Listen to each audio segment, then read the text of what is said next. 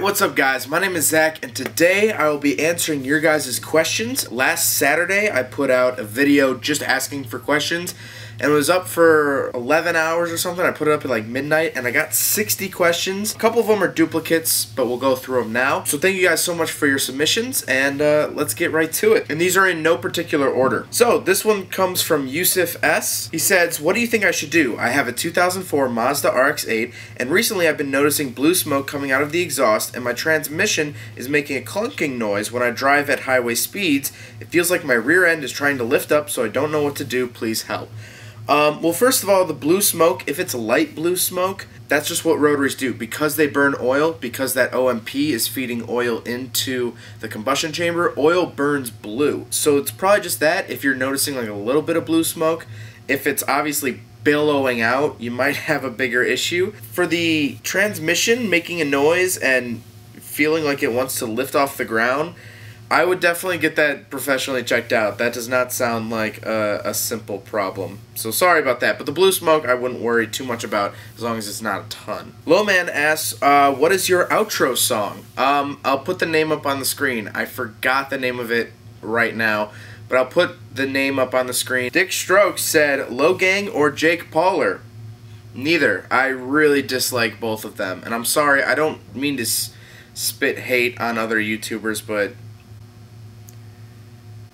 The Lone Wanderer asks, where did you get the name Shooting Cars? Funny enough, I really wish I could go back and change my name, but I've already used it in so many videos and that sort of thing. I got it from the subreddit Shooting Cars. It's a photography page. It's a photography subreddit for pictures of cars. And originally I started the Instagram account Shooting Cars, and I posted all my pictures there. Pictures I just took of friends' cars, that sort of thing. I was more into photography. So then I created the YouTube account after that, and it was supposed to be like reflective of the Instagram account. But I haven't used that Instagram account in quite some time, and I just stuck with the YouTube account. But I do wish I kind of changed it, because if you're not subscribed to me or have never been on my channel and you type in shooting cars, you get a bunch of people physically shooting cars with guns. So I wish I could have changed it. I don't know what I would have done otherwise, like name-wise, but... This one's from Joey Clark. Future plans, interior mods, exterior mods. I'd like to talk about my Rotary sometime. I also have an FB. Well, hello, fellow FB owner. Mods. I've talked about it a lot, but suspension, definitely. Brakes. I'm going to get my own standalone ECU because I'm still borrowing my friends, but I'm going to get the same ECU, so that's not really a mod. Fender flares once I go on better suspension. Tires, flares. Interior, I want to do bucket seats eventually, maybe not even this season.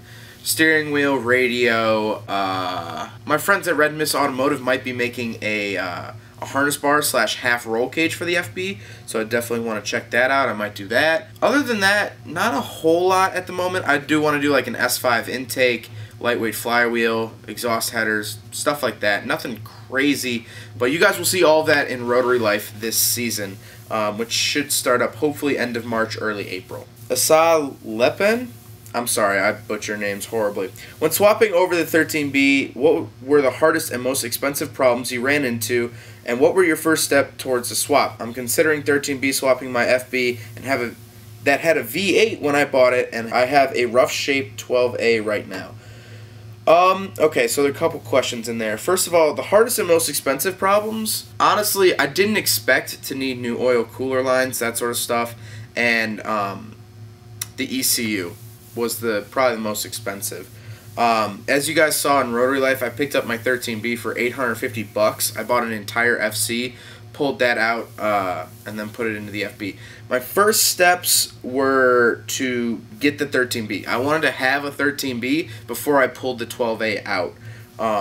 So once the 12A was out, the 13B was ready to go right in. So that were my first steps, were to get the engine, pull that engine, and then pull the 12A. Hardest parts, getting the flywheel off was annoying, and then getting it to idle properly on the standalone, or Getting it to idle properly on the stock ECU was horrible, and then we went standalone. So if you're doing this swap, and if you have the money, I'd definitely do standalone. But awesome that you have an FB with a V8 that you're switching back to rotary. That's really cool. This next one's from Pete. If you didn't have a Mazda, what car would you have instead? So this is a question that actually got asked a few times. I'll put the other questions up on the screen as well. So I'm going to look at this two ways. If I didn't buy my RX-7 when I was that age, because I was 18 when I bought the RX-7, and really 17 when I was looking for it.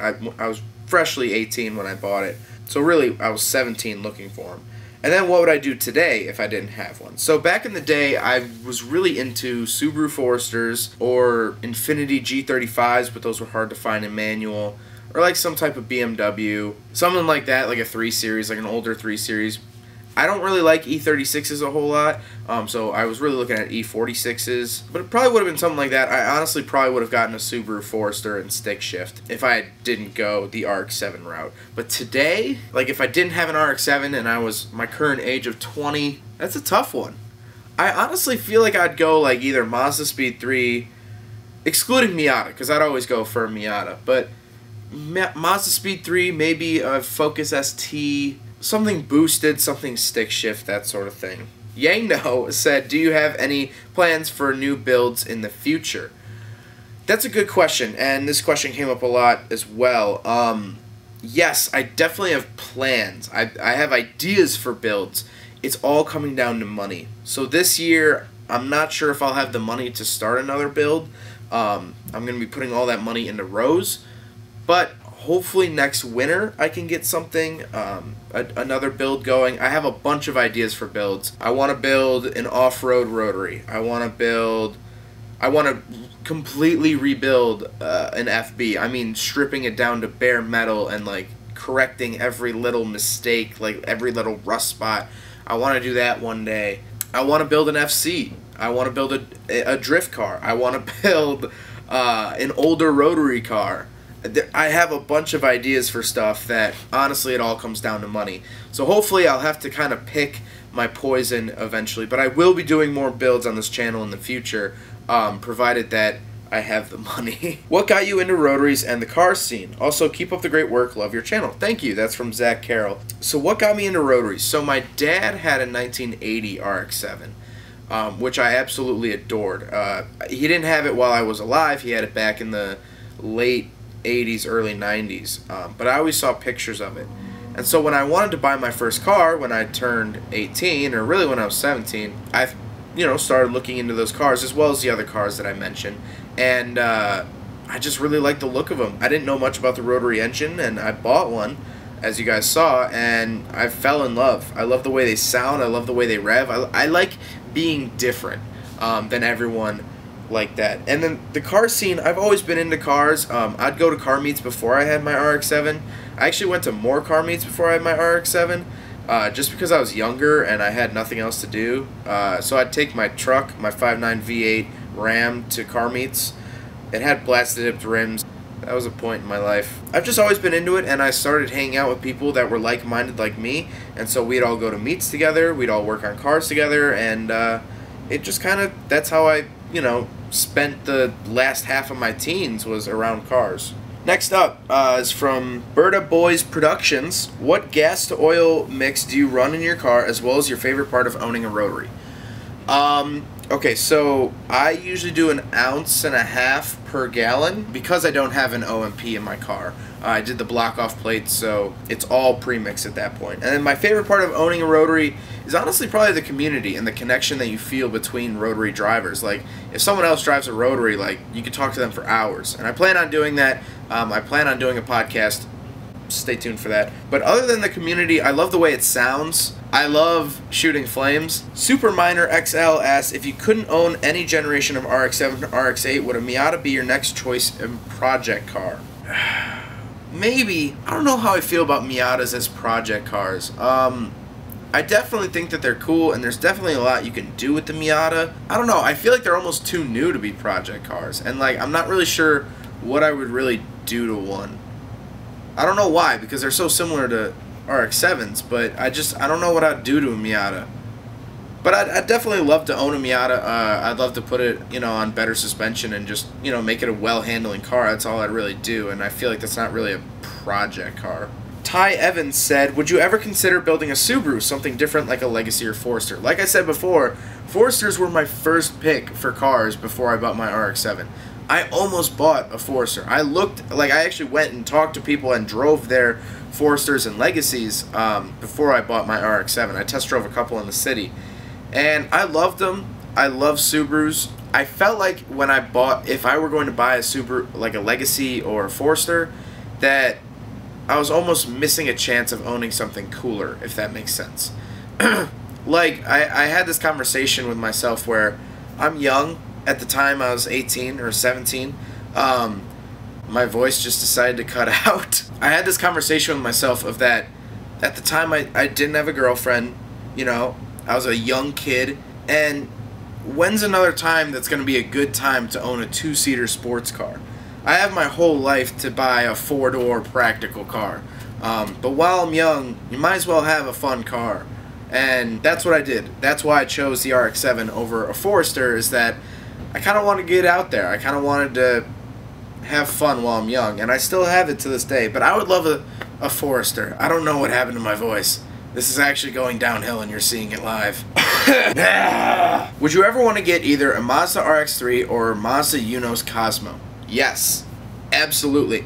I've definitely thought about a Mazda RX-3. The problem is, well, the problem with both of them is that they're very expensive. But I don't know if going forward I want to go like with an FC or if I want to go older Rotary. I don't know if I want to try to reach out to older Rotary fans or if I want to go with kind of, the FC's been done a lot on YouTube. The FB hasn't really. I think that's kind of where I find my strong point, is that there's not a whole lot of FB content. But I've wanted to go older, and of course a Yunos Cosmo is awesome. I've ridden in one. My friend has one. They're super cool. I'd love to get one, but they're not really project-y cars. Like, I wouldn't really build one. I know the Rotors channel is 5-speed swapping, and that's cool, but I just feel like they're not really project cars. Maybe an older Cosmo, restoring one would be really cool. Eric Larmit said, how did you bolt in the 13B and what wiring harness did you use? I'm looking into possibly a 13B swap. I'm just trying to see how much it all costs.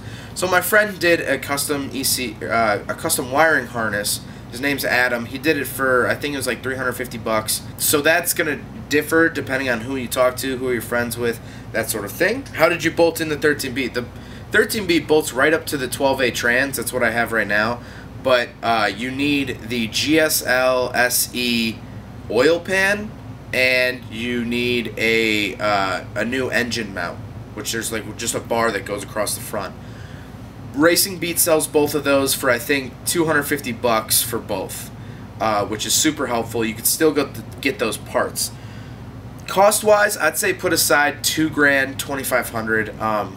You could do it for cheaper, but along the way you find yourself like, oh, since I have the engine out, you might as well do a new seal here, you know, new oil pan gasket, that sort of thing. So you find yourself doing little stuff like that. At least I did. Kevin's time-wasting account said, how many times can you dab in 3 seconds?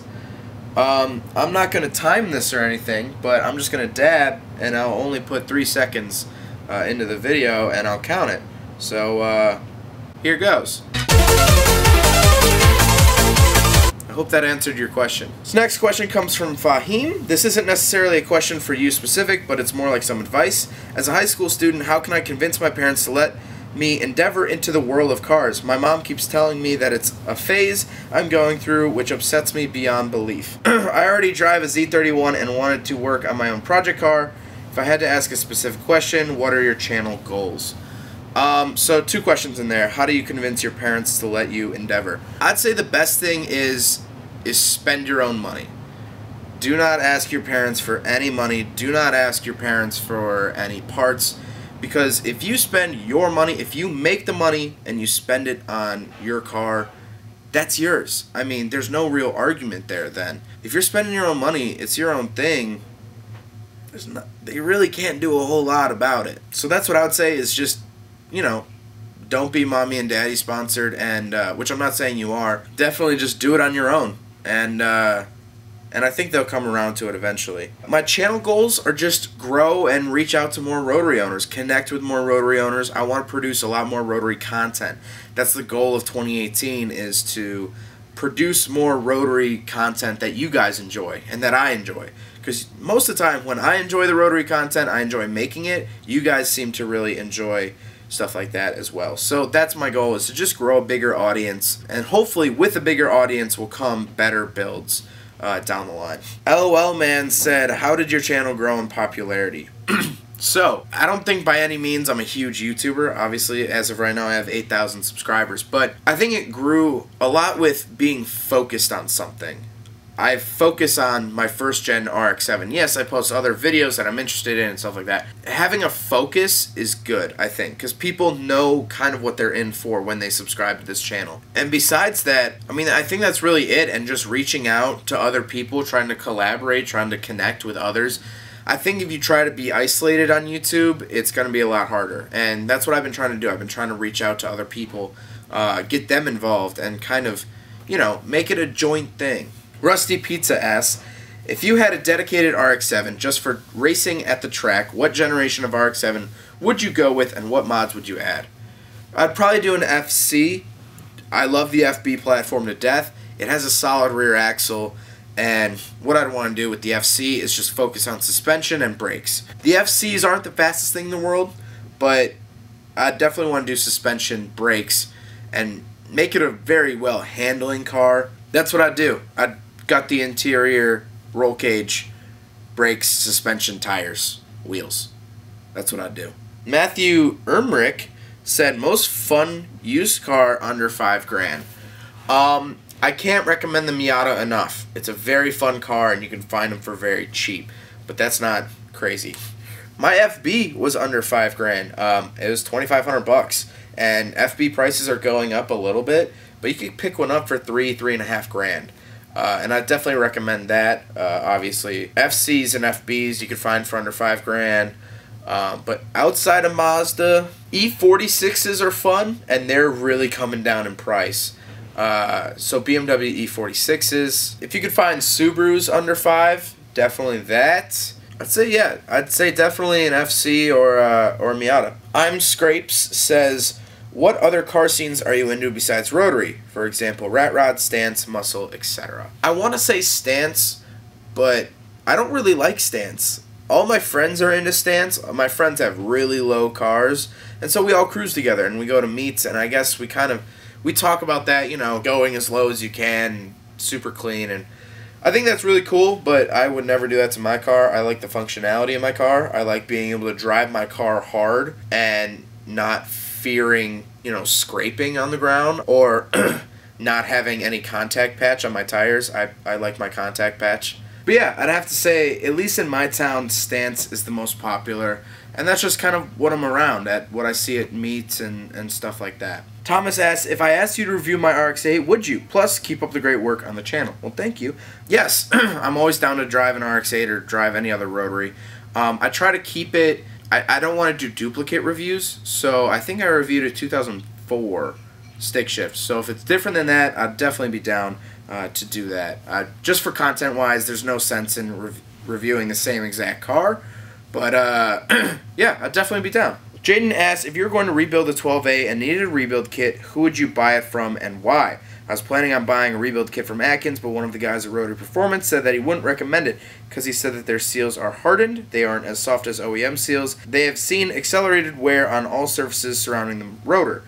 What rebuild kit would you recommend? So I've had great experience with Atkins Rotary. I haven't bought one of their rebuild kits, but if you're worried about that, I'd still go with Atkins because they have complete kits, but I would upgrade your Apex seals anyway. If you have the engine apart, you might as well, and I've heard great things about goopy seals, so I would go that route because you might as well upgrade anyway. That's like, if you have your engine apart, you might as well port it, you might as well do, you know, all that stuff to it. But I've had great experience with Atkins.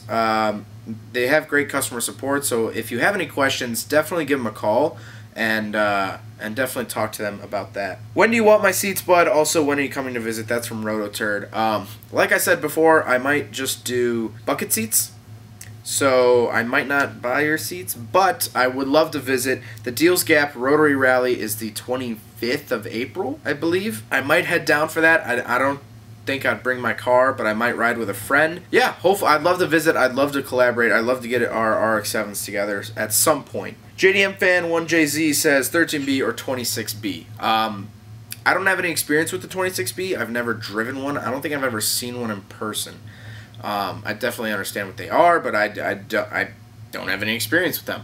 So I'd say, you know, as of right now, 13B, because you could throw them into any RX-7 or RX-8, or you can. I've seen them thrown into Toyotas and pickup trucks and all that stuff. So I like the 13B. Definitely 13B over 12A, at least in my book. What is your favorite food? From Blur Clips Gaming. It depends. Sushi. I really like sushi, but sushi could be rivaled with a really good cheeseburger. I mean, like, really, like, mwah, you know, cheeseburger. Best rotary car for beginners as a driver and as a rotary owner. I'd say the Series 4 RX-7. So it's an FC that's 86 to 88. And the reason I say that, I get a lot of flack for that. Just, why wouldn't you go S5? S4s are cheaper. They're cheaper to buy, at least in my area.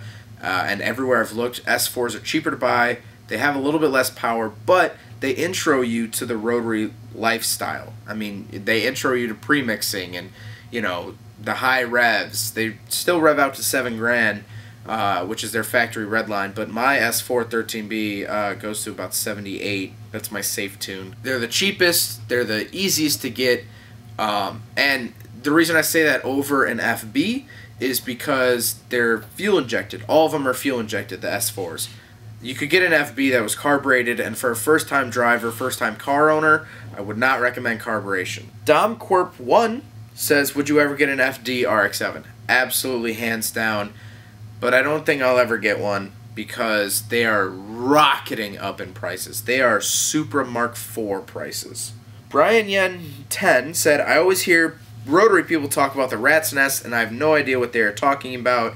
Could you explain this? So the rat's nest, it sits on top of the engine, and it's a bunch of different solenoids and vacuum lines and all this stuff required for emissions. A lot of the emission stuff is vacuum ran, which runs off vacuum from the engine, and it sits on top of the engine by the intake, kind of more towards the spark plug side of the engine, I guess driver side for America, and it's this collection of just vacuum lines and salt. It looks like a rat's nest. It looks gross, and so people delete that when they do an emissions delete. So they get rid of all of the emission stuff, making those vacuum lines and solenoids useless, so they just cap it up, and it makes the engine bay a million times cleaner. I'm so glad that we did that on my car, because it's really what's blocking the person from seeing the rotor housings when they look in. It's just this mess that people delete. So it's basically an emissions delete. Koza Dragos says RX-7 FC or RX-8. Depends on what you want for. For a car to work on, build a better platform, I prefer the FC. In terms of a car to daily drive, I would take an RX-8. They're a lot more comfortable. They have a lot more amenities. They're newer. But I think, like, in terms of cars on the channel, I'd probably get an FC. Although, I do kind of want to buy an automatic 2004 RX-8 just for fun, because I've read that those are the worst rotaries ever made. Jacket Khan says R32, R33, R34, or R35, which is your favorite? So I've driven an R32 and I've driven an R35. Very different beasts. The R32 was more mechanical. Yes, it had like boost gauges and stuff like that, but like it was more mechanical and it was rear wheel drive. I drove a GTST, and then an R35 is just technologically perfect and this beast of a machine. So I like the FC and RX-8 for a project car. I'd love an R32, but for just a car to have, not really mess with, I'd do an R35. What made you fall in love with rotary? From Muhammad. I think I kind of answered this before, but just the noise, the community, and being unique. The one to fear. What's up, Alex? Are you ever going to get into a specific motorsport? I'd like to. I'd have to find the time, and I'd have to obviously build a car for that. I've thought about autocrossing my RX-7, and I definitely want to build a drift car. I think a Drift FC would be fun. But someone else asked a drift question. We'll get to that in a second. Taylor Larson says, any plans to add a turbo to Rose? Maybe eventually. Originally, I wanted to turbo 2 swap pretty soon, but I think I'm going to build the NA, have fun with the NA, because I feel like a lot of people don't do that. A lot of people just jump to turbo 2 swaps. So I want to have fun with the NA. If it ends up detonating, then I go turbo 2 faster. Or maybe supercharger. I don't know. Alex asks, opinion on LS swapped RX-7s. Now, a lot of people think I'm going to be really triggered about this, and the honest answer is, one, I like getting triggered over it. It's funny. But also, build whatever car you want to build. If you want to build an LS RX-7, go for it. My thing is that the RX-7 is so unique to have a rotary, why pull that out? You know what I mean? It's like, it's so special already, it doesn't need to be any more special. So, that's my whole thing. I feel like you buy an RX-7 to use the rotary, but I get that they're good-looking cars and people want V8 power. I get that. So, I'm not super triggered over it. Consider me half triggered. Question, can you do a video on a car show this year? Spring is coming, shows are starting, do interviews with people about their cars. So, I want to do a podcast talking about people in their cars. So, that's going to be a separate series. And yes, I want to do more videos about car shows. It's just, I don't go to a whole lot. And they're a little bit hard to film. Because I don't really have a stabilizer. So, I need to figure out a better way to do that. But definitely, I'm going to film more events. I want to go to 7 Stock. I want to go to the Deals Gap Rotary Rally. That sort of thing. Since we're kind of running low on time and I'm running low on battery, I'm going to kind of go through the rest of these pretty quick. I just got an RX-8 with 65,000 miles. Would it be a good idea to get an engine rebuild kit? I'd compression test it first. I wouldn't jump right to that conclusion. But it's getting up there, and if it has lower compression, you might want to consider a rebuild. TSGC says, how did you get your knowledge about cars? Really from doing and also talking to other people. Other people are your greatest resource, people who are very knowledgeable. In the city, there's a bunch of guys with old rotaries. I'm talking RX-2s, RX-3s, R100s. Talk to them. Listen to them. They've been through it all. And you'll get way more information out of them than any forum post. What color would you pick instead of red with rose? Good question. I would love to do... Actually, funny enough, I never wanted a red RX-7. I wanted a gunmetal gray one. But the deal came up, and I ended up falling in love with the color later. But I would do like a dark, like matte red, like a darker, not maroon, but just a darker red. Or the FBs came in this really nice blue color, which my girlfriend actually likes better than my car, which is fine. But it's a really cool blue color. I'd probably do that too. Do you like the Mark III Supra? If so, do you think it's underrated and overshadowed by the Mark IV? Yes, I think it's overshadowed. I don't have much experience with the Mark I or Mark III. I think they had 1JZs, which is pretty neat. I'd love to review one. I'd definitely love to drive one. One time, MP902 says, what do you think about R3 RX-8s? I think they're cool. I think they look different, obviously, than the R2 and R1. I think they're better, and I rarely see them, so I'd like to get to know them better. Have you shot a firearm, since your name is Shooting Cars, after all? Actually, I have. I haven't gone shooting in a while, but I've shot 22, a 38 Special, and a 44 Magnum. So I'll put up a little video here from a long time ago, but I have shot before.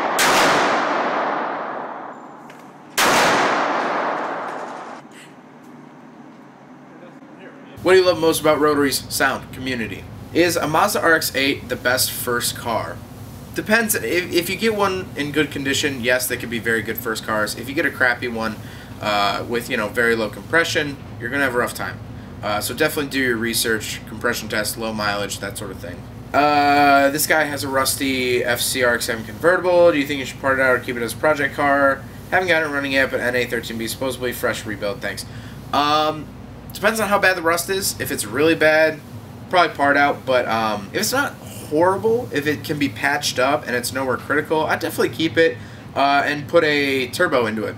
Gabriel asks, are you planning on getting into drifting? Yes, I would love to get into drifting, but not with Rose. I never want to drift Rose. I've only drifted in a parking lot like twice, and I'm definitely not good at it. I'm not good enough. So I want to get an FC that's crappy, that I could bash into a wall, and learn how to drift properly, and then maybe I'd drift with Rose, but I doubt it. So this guy's saying, it's hard to find a swap. I actually live near you guys and almost bought the same automatic ones you guys looked at and decided it was too expensive. My question is Rotary really worth it, or do I go 1JZ? This would be my first Rotary car, and I was planning for a 400 horsepower build. What people don't realize, I feel like, is that Rotaries act very different than like a 1JZ. You can make them the same amount of power. A turbo Rotary with a port can make 400 horsepower. You're gonna rev higher, and if you want to drift it, you're gonna be higher in those revs. They sound different. The weight's obviously different. It really depends on what you want. I would say stick with Rotary. They're unique, they're fun, they sound great. But if you're really looking, you know, if a 1JZ is cheaper and you're all about money, sure, do a 1JZ. Is Rotary good first car for a high school student? It was my first car that I bought in high school. I got it my senior year. It wasn't bad. It was carbureted, so it sucked in the winter, but it wasn't bad, and as long as it, like I said, it's in good condition, it won't break down on you. Do you think a stick shift Civic would be a good first car? I really want an RX-7, but there's none like them in my country. I actually did a review of a 98 Honda Civic, and I said that it would be a great first car. Stick shift, easy to fix if they break. I don't like modifying Civics. Best advice for an FC tracker street build. Suspension. Suspension, brakes. Don't focus on power until you got suspension and brakes down. Then, turbo 2-swap. Do you know DeWay? No. Well, that does it for this video. This is kind of a long video, but thank you guys so much for your questions. I'll be doing another one in the future, so look out for a video asking for questions on that. But I won't take any more of your time, but thank you guys so much for watching. Don't forget to rate the video, comment on the video, and subscribe if you really liked it. Take care, guys. There goes a sight from my soul.